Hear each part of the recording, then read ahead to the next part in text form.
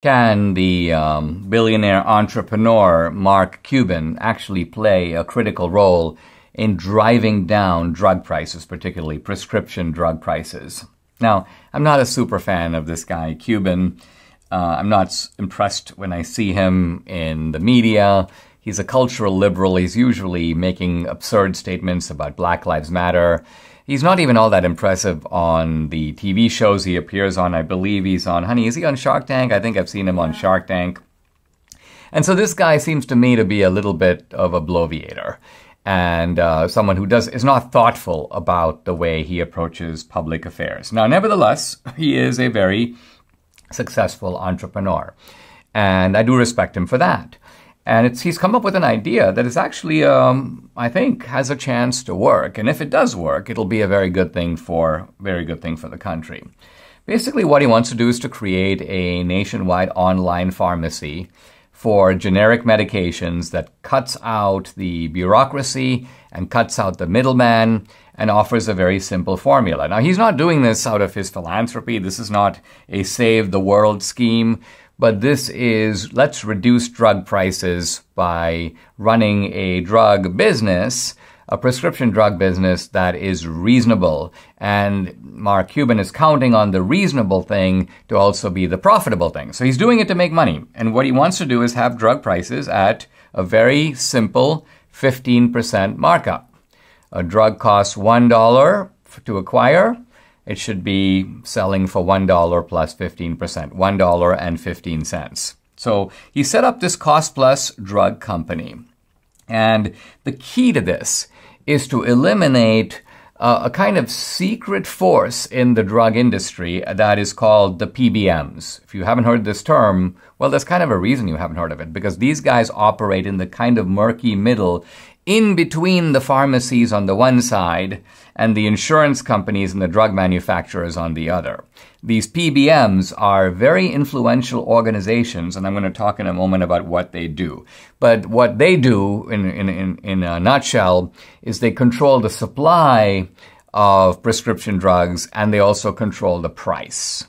So if you want to know why prescription drugs are so exorbitantly expensive, it's not just that you have a middleman that's taking a bite out of the apple. That's part of it.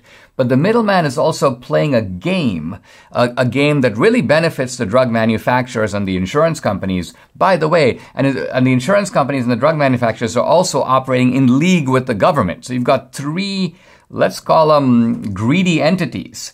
The government, which has its own interest in controlling healthcare. Obviously, the drug manufacturers would like to get the biggest price possible. The insurance companies want to pay as little as possible. And so in this murky mess, in this treacherous current, come this group called the PBMs. So what do these characters do? Well, first of all, these prescription drug pharmacy benefit managers,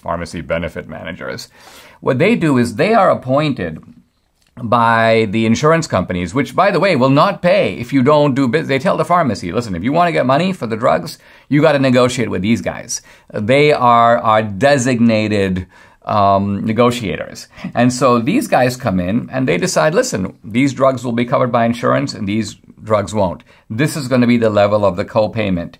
They decide which pharmacies get which plans, and they also decide how much to reimburse the pharmacies for certain drugs. So they control what the pharmacies do. And they drive up the price of drugs also through a process that is called price spreading. So price spreading means that they will charge the plan sponsor more than the cost of a drug, and then they will keep the difference as a profit. So all of this is a crony operation, which involves kickbacks and rebates. And as a result, you have medications that are exorbitantly expensive. Here's an example. Here's a 30 pills to treat leukemia and other types of cancer.